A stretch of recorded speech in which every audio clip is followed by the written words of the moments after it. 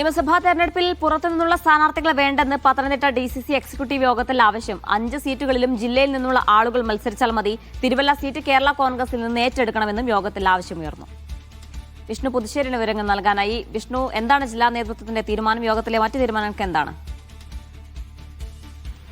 പത്തനംതിട്ട ജില്ലാ കോൺഗ്രസ് കമ്മിറ്റിയുടെ എക്സിക്യൂട്ടീവ് യോഗത്തിലാണ് പുറത്തുനിന്നുള്ള സ്ഥാനാർത്ഥികൾ ജില്ലയിൽ മത്സരിക്കേണ്ട എന്ന ആവശ്യം മുന്നോട്ട് വെച്ചത്. 5 സീറ്റുകളിലും ജില്ലയിൽ നിന്നുള്ള നേതാക്കന്മാർ മത്സരിച്ചാൽ മതിയെന്നാണ് എക്സിക്യൂട്ടീവ് കമ്മിറ്റിയുടെ തീരുമാനം.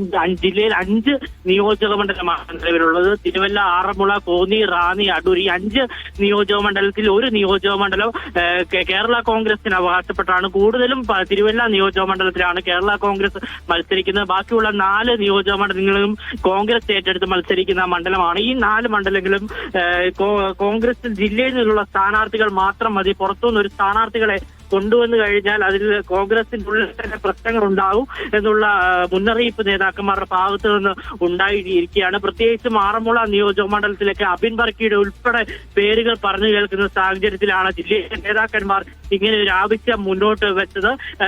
പ്രൊഫസർ PJ കുര്യൻ അടക്കമുള്ളവർ പല ഇടങ്ങളിൽ മത്സരിക്കുമെന്ന് വാർത്തകളൊക്കെ പറഞ്ഞിരുന്നു. ഇതിന്റെയൊക്കെ അടിസ്ഥാനത്തിലാണ് മുതിർന്ന നേതാക്കന്മാർ, ജില്ലയിൽ നിന്നുള്ള നേതാക്കന്മാർ മാത്രം ജില്ലയിലെ നിയോജക മണ്ഡലത്തിൽ മത്സരിച്ചാൽ മതി, പുറത്തു നിന്നുള്ള ഒരു സ്ഥാനാർത്ഥികളെയും ഇവിടെ അംഗീകരിക്കില്ല എന്ന നിലപാടിലേക്ക് പോയത്.